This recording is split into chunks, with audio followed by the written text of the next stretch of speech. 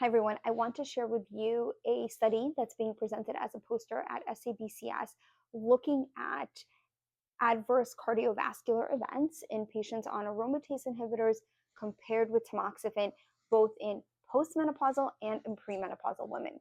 Now, this study is important for a number of reasons. One is that the association between aromatase inhibitors and cardiovascular events has been somewhat controversial, but also there is a concern that premenopausal women going through premature menopause or ovarian function suppression and now on aromatase inhibitors, there's a concern that they may be at higher risk for cardiovascular events. So this study, I think, really looks at that.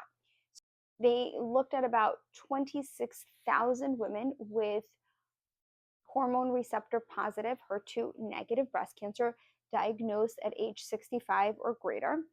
And they also looked at about 800 women who were diagnosed younger than 45 who had either undergone premature menopause or ovarian function suppression.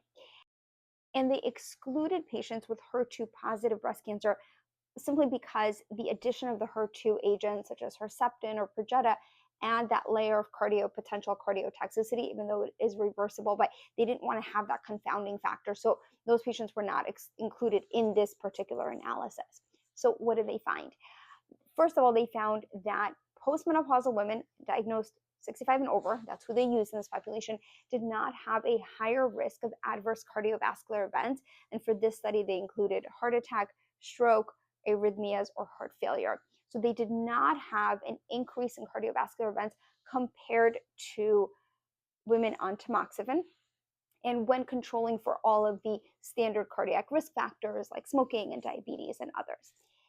In the premenopausal population, again, these are women diagnosed younger than 45, premature menopause, or undergoing ovarian function suppression, they actually found a much lower rate of cardiovascular events. Again, heart attack, stroke, arrhythmias, or heart failure. And so the rate in the premenopausal population of these cardiovascular events was about 3.5% compared to 28% in that postmenopausal population.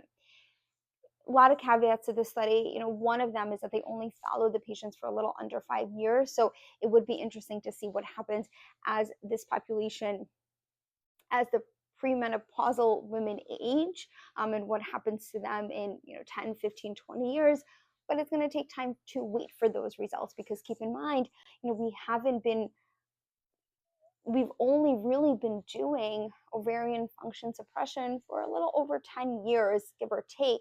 It's going to take time to really see that information. But I think that this study is reassuring, and I think it does provide us with a lot of information. Let me know your thoughts when hearing this.